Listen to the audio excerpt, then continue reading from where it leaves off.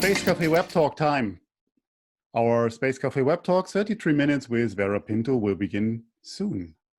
Thank you for joining us for this exciting event. We expect a great and very diverse audience for our Space Café Web Talk today.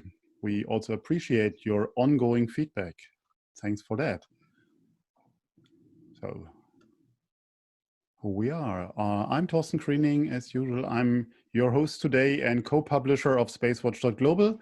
We're a Switzerland-based online platform for information in and about space and new space activities in a geopolitical context. I hope many of you already know our website, our bi-weekly newsletter, our daily newsletters, our Space Café podcast, and our web talks.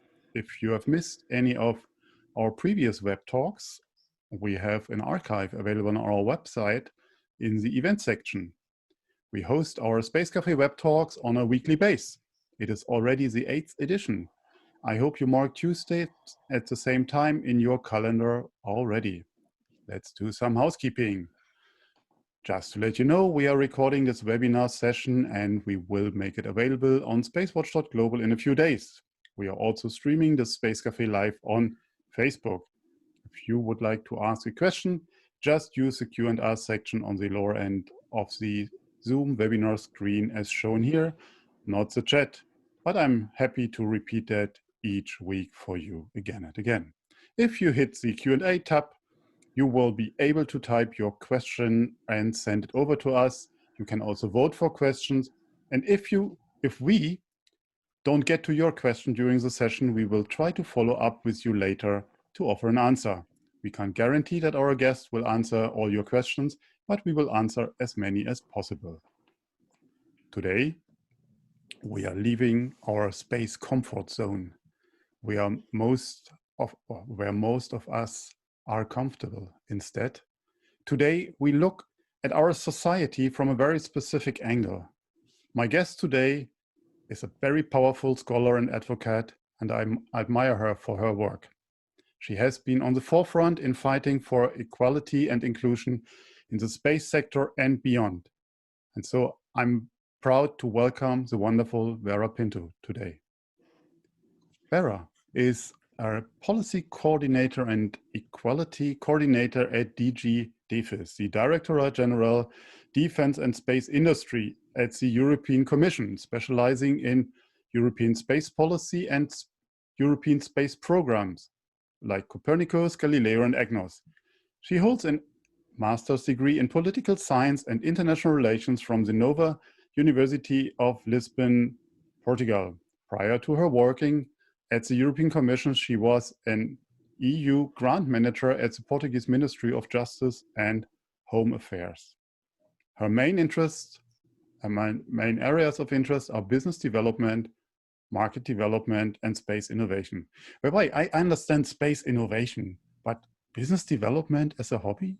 Okay, you will come to that later, fine. She proudly said that her teenage passion, space, became her work. That's a big accomplishment. And with that, I'm handing over to you, Vera. Welcome, the floor is yours. Thank you, Thorsten. You are too kind and you made me blush. So, here we are today for the Space Café. I really appreciate very much the opportunity and the invitation to speak about some topics that I cherish very, very much. But with no further delay, when we speak about equality, the first thing that comes to our minds is more women in space. And although this is a valid point, we do need more diversity in space. It's not what I will talk about today. Today, I want to talk about space and the societal benefits it can bring to our society from a different perspective. You already heard about space for innovation, space for business, space for environment, and today, I would like to bring you space for equality and inclusion. Let's start by looking at the reality we are currently living. Coronavirus, lockdown, and the magnifying effect it has in already pre-existent inequalities in our society. Let's look at the bigger picture here and see the impact of the coronavirus in the Sustainable Development Goals. As you can see, all goals are affected by it, all of it. Coronavirus has plunged the world economy into a recession with the potential of deep consequences and historical levels of employment and deprivation. It is clear by now that the current crisis will hit the hardest among the most vulnerable, including women, children, older persons, persons with disability, and informal workers. The response to the virus, it's also differentiated impact on segments of the population. I would like to further expand on this. Slide, please.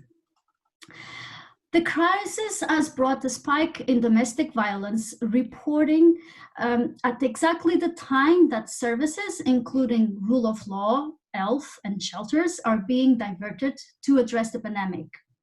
Globally, 243 million women and girls aged 15 to 49 have been subjected to sexual or physical violence by an intimate partner in the previous 12 months.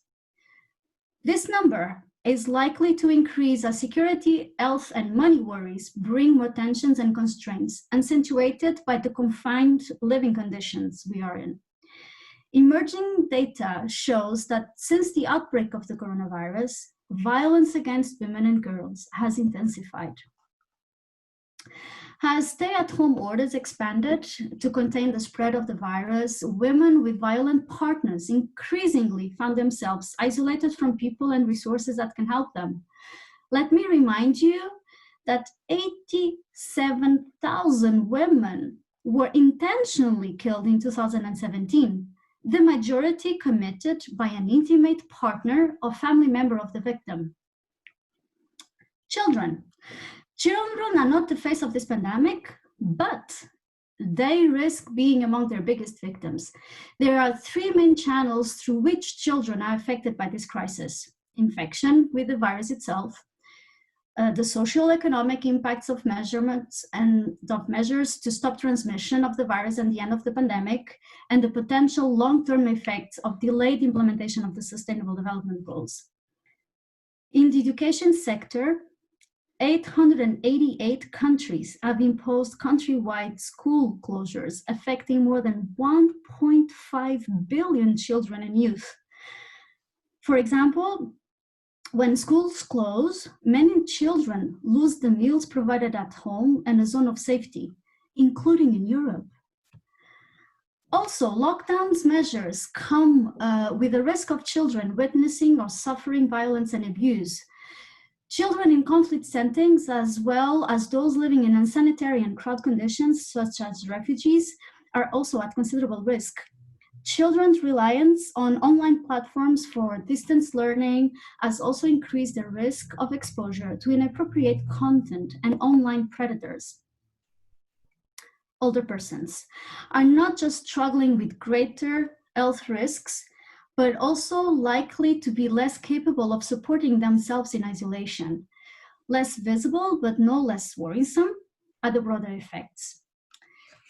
Healthcare denied for conditions unrelated to COVID-19, an increase in poverty and unemployment, the dramatic impact on well-being and mental health, and the trauma of stigma and discrimination.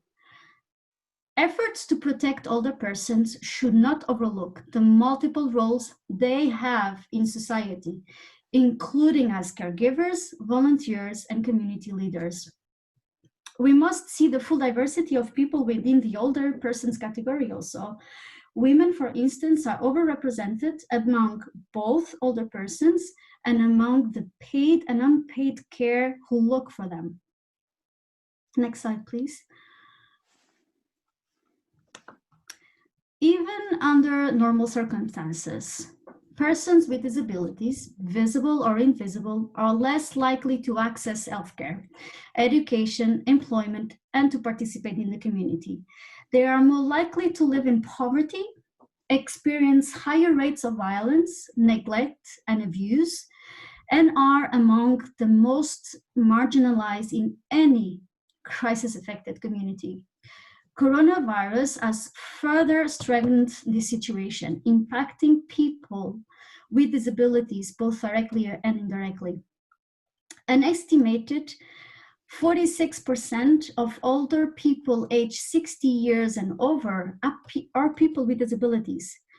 1 in every 5 women is likely to experience disability in her life, while 1 in 10 children is a child with a disability. There is a 1 billion population of persons with disabilities. They represent a diverse population of people with different impairments and support requirements who face significant barriers in exercising their rights throughout the life cycle. Now that I probably made you a bit depressed with some of these facts about inequalities and the cruel reality of this current crisis we are living in, I would ask you to shift our lens to the opportunities that the current situation also gave us. The pursuit of equality and inclusion does not require the shifting of anything from one basket to another. Equality is an infinite resource, and there is enough of it for everyone. On the flip side, discrimination costs the individuals that suffer it and society as a whole in lack of personal recognition, loss of talent and innovation, just to name a few examples. Discrimination hinders economic resilience and our ability to meet the needs of the present and the future. It is because of this that the current president of the European Commission gave particular attention to equality in her political guidelines and insisted that we need equality for all and equality in all its senses. The appointment of an European Commissioner, Commissioner Dalli, as responsible for a union of equality in our increasingly volatile world, reinvigorated as being more important than ever the fight for equality regardless of sex, racial or ethnic origin, religion or belief, disability, age or sexual orientation. So where does this leave us? So what about us, space community? I invite you to think of what can space do for equality in all its senses and be an inclusion enabler. How can space data and services help the world we live in to be more inclusive and equal? How can space help women, children, people with disabilities, LGBTI people, migrants, older persons, victims of violence? How can space help equality and inclusion in areas like employment, social protection, education, healthcare, access to goods and services, and even sports and traveling? We know that this is possible for space data and services to help, as we saw already some examples of ideas and business that are using the EU Space Program, Galileo, EGNOS, and Copernicus as enablers for solutions addressing these vulnerable groups. What I will now show you on these slides is a few of these examples.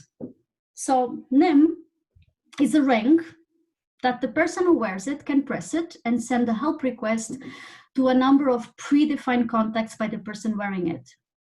The help request includes the sender location using satellite navigation data.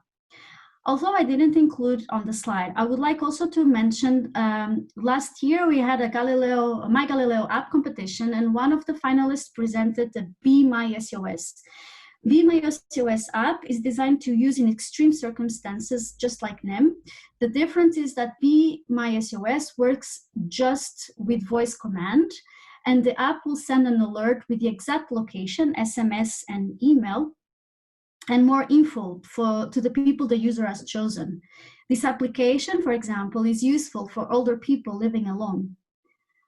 Blind Explorer is a sensorial guidance system that allows anybody to move in an autonomous way and securely through an unknown path with the need for mobile signals.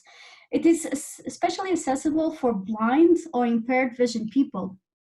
Keep in mind, for example, that under the current situation, blind people or impaired vision people will have difficulties in keeping social distance. Free Will is a platform that allows people with reduced mobility to freely discover the way to their destination. By gathering data through a device locked on the wheelchair and using crowdsourced data, it creates a web mapping and navigation service. By using both GPS and Galileo signals, it is possible to enhance the positioning within urban environments, for example. The accessible paths available will be stored, and the historical data could be exploited later as means of efficiently supporting the development of new infrastructure. This app was also one of the winners of the Galileo Masters competition last year. The last but not the least, another type of solution that is not an app on a cell phone is connected robotics. It offers an urgent delivery solution using drones.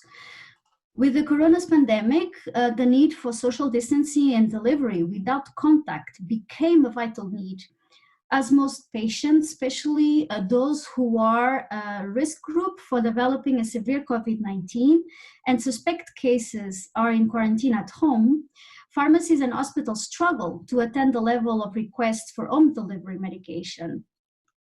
With Connect Robotics help and other similar solutions, it is possible to deliver them in minutes. And this type of solution can, in some cases, also deliver food to pre-identified older and isolated people by social assistance services and other that live in remote areas. And this is what you see on the photo. They are actually preparing the drone to deliver hot meals. So these space applications are just a few examples of what is possible. They are not the only ones, and you can find further examples on the link at the bottom of the slide. So the GNSS for Crisis webpage, it has a part on equality and inclusion, and you can see other apps there. However, we also must admit that there are not so many space-enabled apps available and operational, specifically addressing inclusion. And this also represents a business opportunity. Next slide, please. So in this slide, you can find some of the current calls for ideas using space data and services, bringing many opportunities for the creative minds on that side of the screen to step in and to combine business with social responsibility. Some calls are more oriented to the current situation we are facing with the coronavirus. Others are more flexible to your imagination and creativity. Please keep in mind that there is a lack of solutions addressing specifically the needs of more vulnerable persons, and the current situation will only make it worse for those. The Copernicus and the Galileo Masters, on top of the prices of the competition itself, gives you the access to the Copernicus Startup Program and to the Galileo Incubation Program that supports you further to develop your solution and make it a true commercial venture. Slide, please. Copernicus Hackathons. So Copernicus Hackathons is an initiative financed by the European Commission aiming to bring together all kinds of disciplines to develop new business applications based on Copernicus Earth observation data and services. Everyone with an ambitious mindset is welcome. There are 10 Copernicus Hackathons each year held throughout Europe. The unique thing about these events is that every local organizer chooses its own format. And the organizers of Copernicus Hackathon in the Netherlands in September, that is the one that you can see in the slide, decided to challenge you in ways it hasn't been done before. This year, for the first time, the hackathon is not limited to Earth observation. They encourage the use of Earth observation in combination with other disciplines or space technologies like satellite navigation. And the local organizers included a specific challenge of space for equality and inclusion. Registrations are open. Please feel free to participate. I will be very anxious to see the solutions you bring. So as the space frontier grows and more technological advancements are made, it is imperative that we take the advantages of space and use them to reduce inequalities on Earth. we are able to demonstrate that space activities are really part of our daily to-day life, and the quality of life on Earth is improving thanks to space activities and space data and services. The achievement of the Sustainable Development Goals depends in large measure of space data and services. So, let's extend space benefits also to more vulnerable persons and use space as an enabler to make our society more equal and inclusive, especially when we are living a worldwide situation that allows us to participate actively in rebuilding our society and shaping the way we live in. So today, my message to all of you is think equal, innovate for inclusion. Thank you. Wow. I told you we are moving outside our comfort zone with that. So let me start with some questions. I mean, a great presentation and a great run through. You're all encouraged for these few minutes that we have to send in your questions are on the Q&A as mentioned before. So can you mention some, or let's talk about some concrete applications or a few of those you mentioned before. Yeah. How successful have that been? So, or are they just developed to be there? But how widely successful are they? The applications that I mentioned in this presentation specifically, the 4 applications, they are business case up and running. So they are on the market. They are on the market. They are already for some time. I think connected robotics is on the market already since 2016. I remember this one in particular because I actually found it is a Portuguese startup that I found out through Space Openers because they've showcased it once, and so I got curious about it because it uses Galileo. And it's up and running since 2016, if I remember correctly. And they even won already prizes at national and international level because of the innovative solution they bring to societal needs. What I see from here is that you can develop a business case that has a big dimension of social responsibility. In some countries in Europe, you even have legally the concept of social business, social company, illegal. That you can create a legal, a social enterprise. That the main goal of your company is to provide a solution to a problem that the society has. And of course, then it is an hybrid system, so you have some fiscal benefits and so on. Okay. So, and there's a lot of support to social entrepreneurship, for example, even at European level. So I'm putting in some questions here from the audience. One I received before. How do we as a global space sector amplify the relationship between space-enabled technologies and applications and inclusion? How we in space can do it. We are solution providers. We enable solutions. You have for example, the e-call feature in Europe. You are using space to enable a solution. Maybe I didn't understand the question completely. Sorry. How can we amplify the relationship between the technologies and inclusion? So what can we do? Well, at this moment, we need to have more solutions available. Okay. So you have a market, it exists a market. So for business, it is possible to build a business based on a social aspect. The European Union provides support, financial support, coaching support, and so on. But now we need the creative minds to come forward with ideas and and the willing to set up and put the solutions in the market. We are here to help them. Great. So It's you mentioned this call for creative ideas for the in the hackathon in Leiden now. What is so special about it? Because we got a number of questions also from Sujab. Can engineers from Asia region participate in these hackathons or and so on? So what is happening is that, because of the coronavirus, we needed to some of the Copernicus hackathons needed to go online. But the hackathons are open to the participation of anyone, of course. So what happens is that European Commission sponsors supports financially that these hackathons exist. So anyone can propose to organize one of the hackathons, for example. We select 10 per year. Things might change a bit for next year, to be seen. And then the organizers can propose themselves the challenges they are up to it. And so the registrations are open.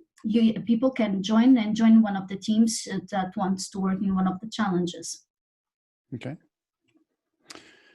Another one, talking about the financing and the programs itself. I mean, one question I would like to ask, how all of these upcoming programs are in the Commission are supported in the next year's budget or in the new upcoming MFF. A particular one was asked by Isabel here. Does the EU new space program investing in space security and space situation awareness includes the expansion of satellite usage to promote access in remote areas and support equality? So one of the priorities of the current Commission, like I mentioned from the current president of the Commission, she made equality one of the priorities for the whole Commission. So for the first time, we have a commissioner fully dedicated to equality issues, and one of the goals that we have for the next 5 years, that is the time of the mandate of the current Commission, is to mainstream equality in all of our activities. Mm-hmm. So at the DEFIS, I'm the equality coordinator. So part of my responsibility is also internally to be in contact with my colleagues and to try to introduce this dimension of equality in the activities we have. So I'm in close contact with the colleagues, and we are working, and I cannot say exactly what we are going to put because we are still in internal discussions and trying to figure out exactly how and when and all that, but we are working on it. And I just want to remind, because I see that Jeremy Godet put the question. Jeremy is a big supporter inside the Commission about green and equality. And it is true, the Ursula von der Leyen is the first woman president of the European Commission for the first time.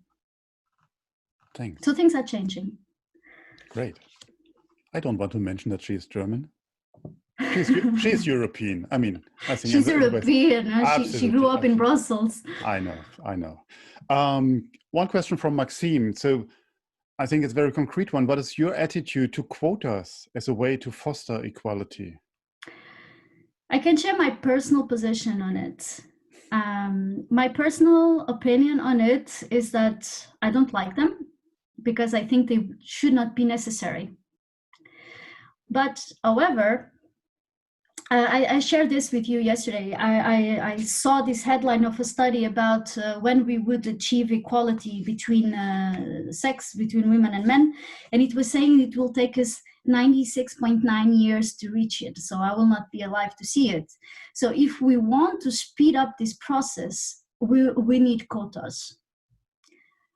If it is a necessary evil, let's put it this way, to speed up the process. Because there's still a lot of things to change, a lot. You said 19 or 90? 9.6 years. Okay. It's a lot. It's almost 100 years. Okay. So you can see how far we are from it. I had in mind 19 or point, because I would like to ask, so how the world in Christmas 2110 is it now look like? So how would be the ideal equal world look like for you? Well, I think in an ideal equal world, there would be no need for us to have this talk today. That would To be a start shame with. not to have a talk with you today. We could speak about something else, but We I could think speak about we space. couldn't raise awareness for the fact that space technologies and data and services could actually be an enabler for solutions to help people that unfortunately have struggles. As a woman, as a person with disability, I also face those problems daily, and the majority of people have different other challenges. Of course, I have colleagues that they have troubles just circulating around in Brussels, for example. So it's different realities, but we need to be aware that they exist, and we space can help them. A question.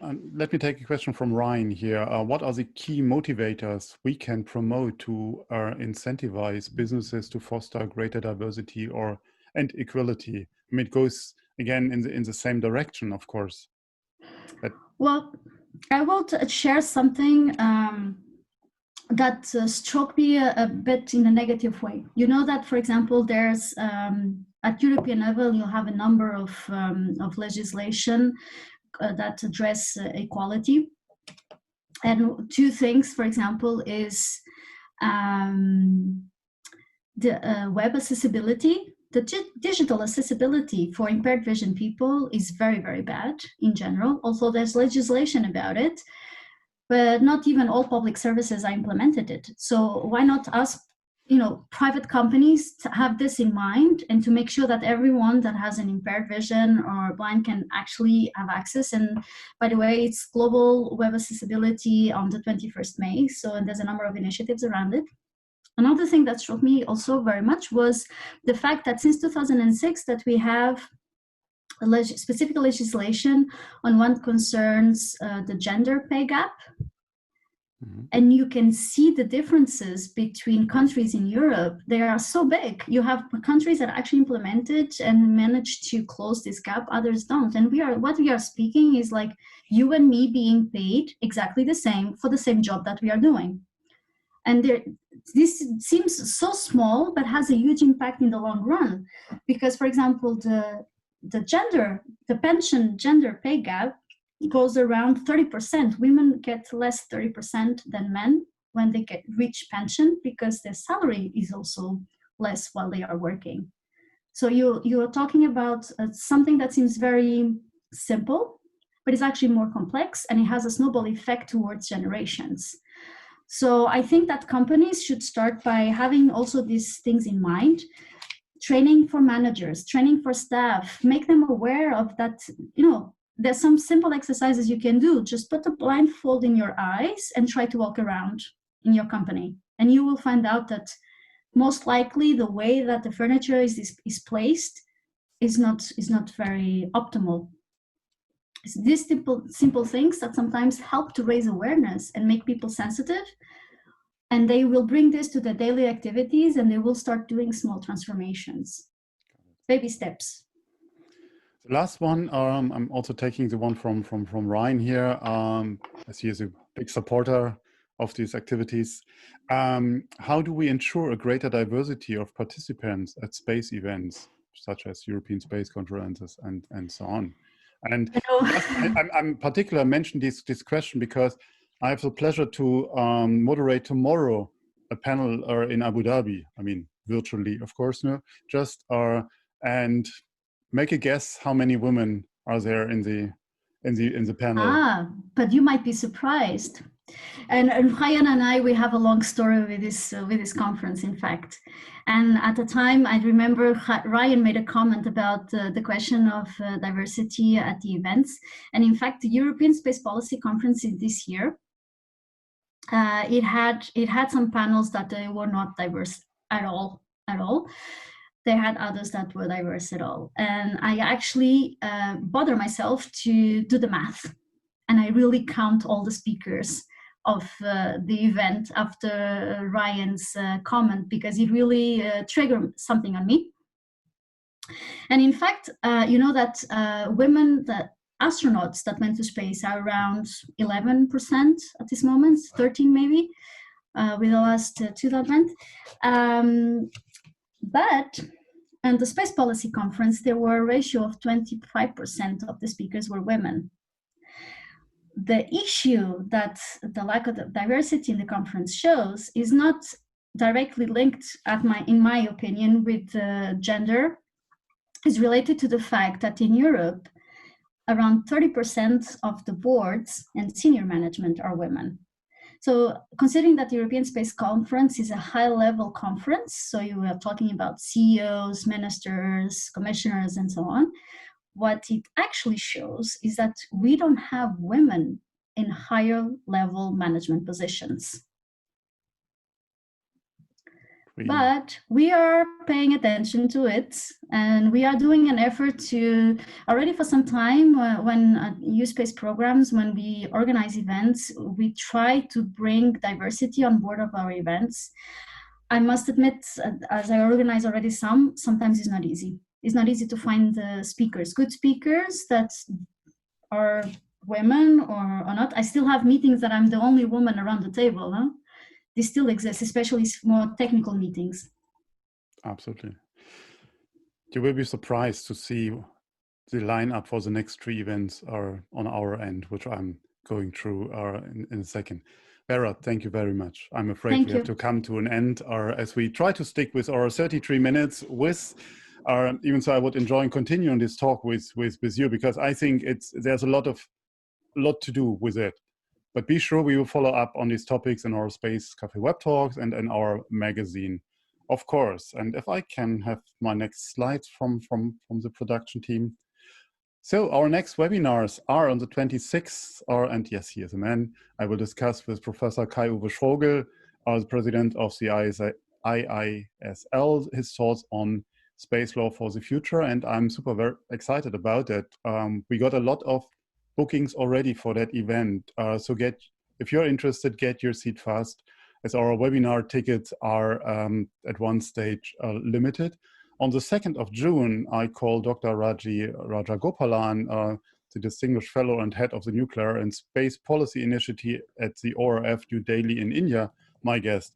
Raji will give us a briefing on the national security dynamics in India's space program. And Raji is a woman in these, let's put it that way, very male-dominated security and defense area.